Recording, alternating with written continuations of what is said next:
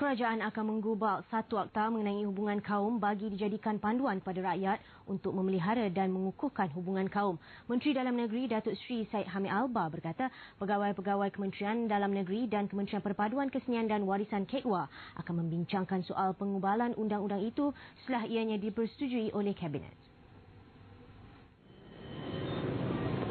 Syed Hamid berkata antara perkara yang akan diambil kira dalam pengubalan akta itu ialah soal integrasi sistem pendidikan negara serta ekonomi. Katanya jika terdapat apa-apa pelanggaran terhadap keharmonian kaum sehingga menjejaskan keadaan, tindakan boleh diambil bagi mengelakkan konflik dan perselisihan kaum.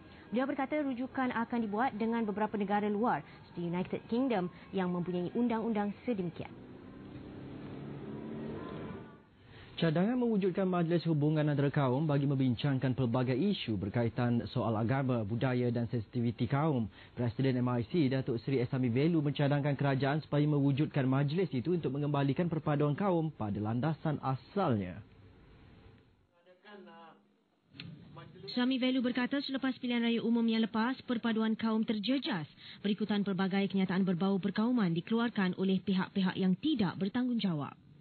It is right time that we should think in terms of race relationship. Number one, not to allow anyone unnecessarily to disgrace the other race. Disgracing of other race, talking bad about other race, and saying things that will hurt the feelings of the other race must be one day stopped legally.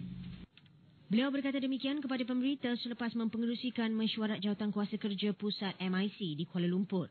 Ehsami Velu juga berkata majlis itu hanya dapat diwujudkan selepas akta hubungan antarkaum yang dicadangkan dapat direalisasikan. Menurut beliau, majlis itu boleh dianggotai wakil yang dilantik daripada berbagai parti politik dan persatuan agama serta kebudayaan. Ia boleh membantu kerajaan membina semula perpaduan kaum sebagai teras kepada perpaduan nasional. Dalam perkembangan lain, Ehsami Velu juga berkata MIC meminta kerajaan supaya Akta Keselamatan Dalam Negeri atau ISA digunakan secara berhati-hati dengan mengambil kira keadaan sesuatu kes.